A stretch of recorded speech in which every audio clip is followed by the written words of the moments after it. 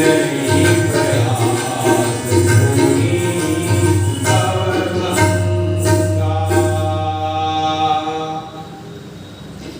हमने पिछले दिनों सुना परम पूज्य गुरुदेव जनमानस को, मानव समुदाय को, जिसके पास भगवान की अतुल्य क्षमता प्राप्त है, सत्संग के बिना सब सूना हो जाता है। सत्संग में जाने से क्या लाभ होता है? सत्संग है क्या? सत्य का संग। उन्होंने एक शब्द लिखा है, उनके 18 सिद्धांत हैं, संविधान के सूत्र हैं। उन सूत्रों में एक सूत्र है कि मन को कुविचारों और दुर्भावनाओं से बचाए रखने के लिए सत्संग की व्यवस्था रखे रहेंगे। मन को कुविचारों और दुर्भावनाओं से बचाए रखने के लिए। मित्रों, जैसी संगति होती है वैसा ही विचार चलता है। तो सत्संग कितना महत्वपूर्ण है, इसी बात को लेकर के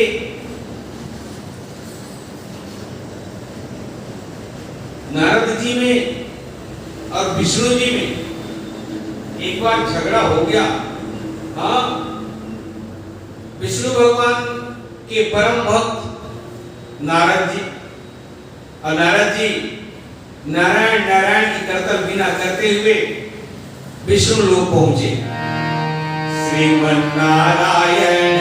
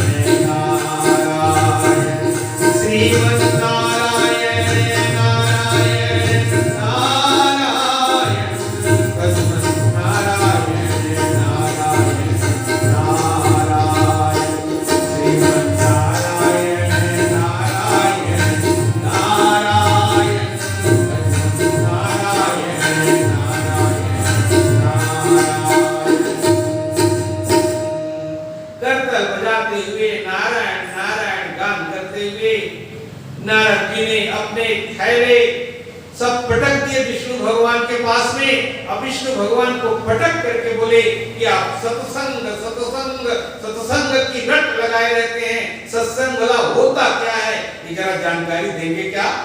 प्रभु, मैं तीनों लोकों में घूमता हूँ, सब लोग सत्संग सत्संग करते रहते हैं, लेकिन सत्संग का फल तो किसी को मिलता नहीं। विष्णु भगवान बोले, नारद जी आज कहां से आ रहे? इतने गर्म मिजाज दिख रहा है आपका कि आज तो मुझे भी थोड़ी शंका हो रही है, कहीं कुछ दिखा तो नहीं आपको? तो नारद जी ने कहा, प्रभु यही सुन रहा हूं, जहां देखो आप सत्संग सत्संग की बात करते हो। गोस्वामी जी सत्संग की बात करते हैं, हाँ, कबीरदास जी सत्संग की बात करते हैं, मीराबाई सत्संग की बात करती है, रसखान सत्संग की बात करते हैं, तुकाराम सत्संग की बात करते हैं, सब देखो सत्संग सत्संग कहते हैं। बड़ा सत्संग है क्या? ये चीज क्या है सत्संग? बोले थोड़ी गुस्सा शांत करो तो मैं कुछ कहूं। हाँ, आप यदि गुस्सा शांत करें तो कुछ कहूं। नारद जी बताइए ना, मैं आप इसी को सुनने आया हूं, अभी भी गुस्सा शांत नहीं हुआ है। बोले शांत हो जाओ, मैं आपको बताता हूं। बोले क्या? सत्संग की आप महिमा जानना चाहते हैं ना, चलिए मैं बताता हूं। सत्संग करके आप जाइए धरती लोक में, और शर्पणी जो पेट से हो उसके कान में सत्संग के फूंक दीजिए। बस क्या होगा? आप जाओ तो सही। शर्पणी गर्भ में थी, उसके कान में आए अब आकर के सत्संग करके फूंका नारद जी ने, सत्संग सर को हुआ, तत्काल मर गया।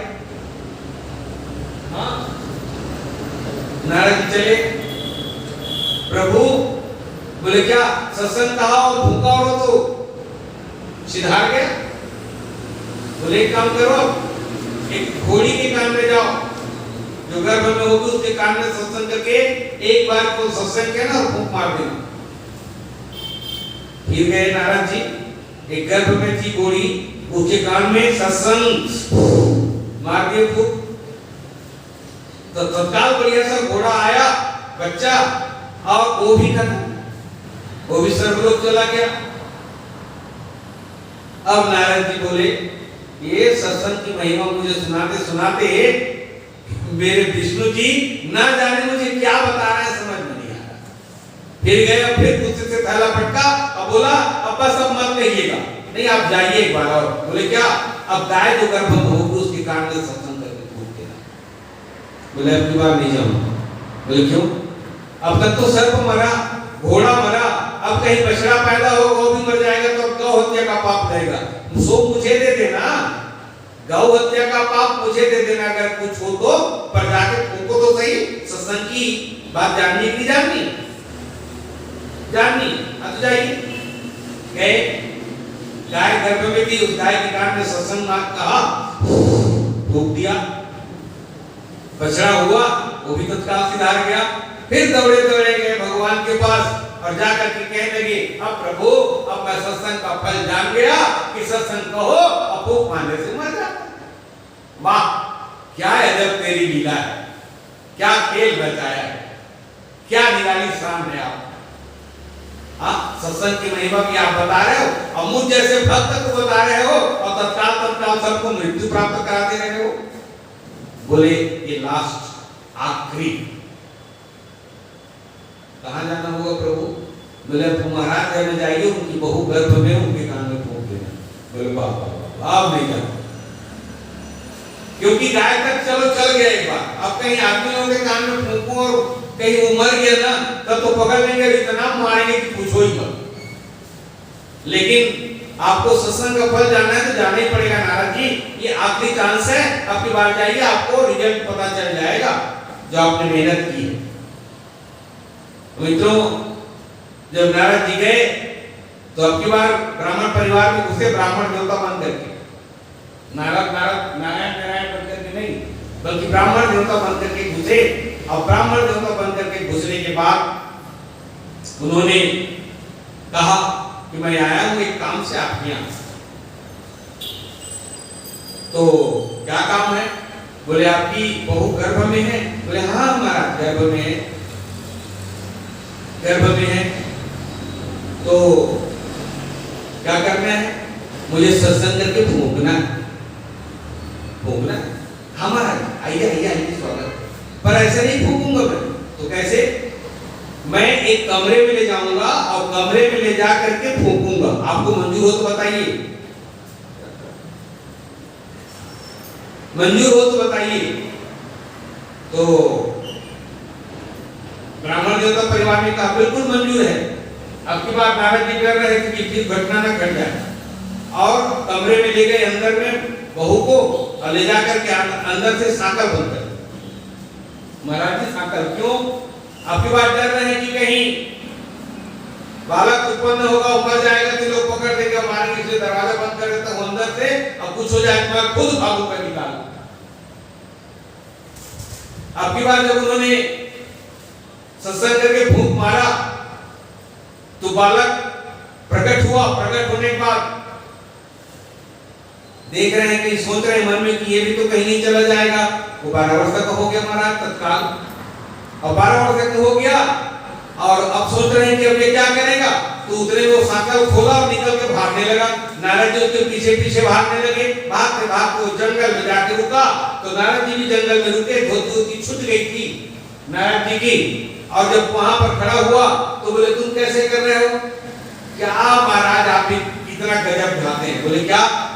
अरे जब मैं पहले सर्प के योनि में था तो आपने सत्संग के फूंका तो मेरी योनि तत्काल बदल गई, मैं घोड़े में आ गया, और घोड़े में भी आपने मुझे नहीं छोड़ा, तो तत्काल मैं मर गया, और मरने के बाद मेरी योनि गाय में आ गई, और गाय में भी आपने नहीं छोड़ा, तो फिर मेरी योनि बदल करके मानव में आ गई। गाय के बाद मानव की योनि आती है, और इस श्रेष्ठ योनि में भी आपने नहीं छोड़ा, तो मैं देखिए पुष्पक विमान आ रहा है, और मैं जा रहा हूं गोलोक धाम। अब के बाद नारद जी गए, विष्णु भगवान को हाथ जोड़ा, और हाथ जोड़ के कहे कि हे भगवान, आपने सत्संग की जो महिमा बताई है, ये बड़ी महिमा है, और इतनी बड़ी महिमा वास्तव में कोई ही कर पाएगा। आइए एक गीत, 2 पंक्ति आरती सजाते रहो तब तक।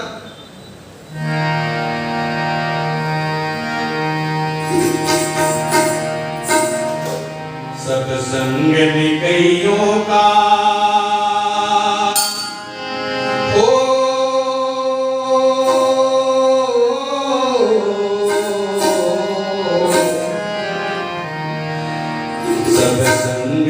कईयों का जीवन बदल दिया है, सत्संग ने कईयों का जीवन बदल दिया है।